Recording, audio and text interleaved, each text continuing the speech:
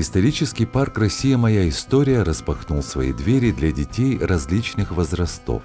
Проводятся экскурсии, викторины, художественные мастер-классы, квесты и игры. В День всемирного распространения информации о проблеме аутизма и Года матери в Якутии прошло мероприятие «Вместе с мамой». Обучающие мастер-классы и консультации для мам, прошли интересные игры для детей. Задача нашего мероприятия состоит в том, чтобы побольше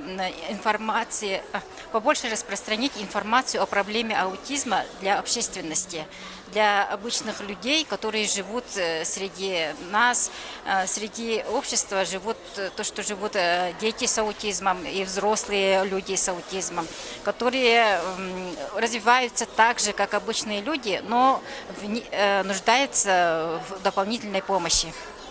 Люди с аутизмом могут жить среди нас. То есть не обязательно их запирать дома, чтобы вот как-то не мешали.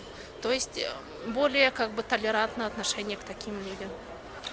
Детей с аутизмом называют особенными детьми. У них особенное развитие, особенный вид на жизнь, мышление. И в этом нужна помощь нормотипичных людей, общества.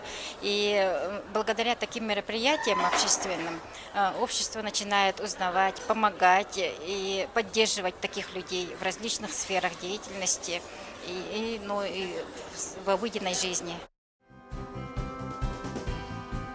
Мероприятие «Вместе с мамой» прошло при поддержке благотворительного фонда ХРСХАЛ, Республиканского реабилитационного центра для детей и подростков с ограниченными возможностями здоровья, Абилитационного центра «Особый ребенок» при поддержке Министерства труда и социального развития Якутии.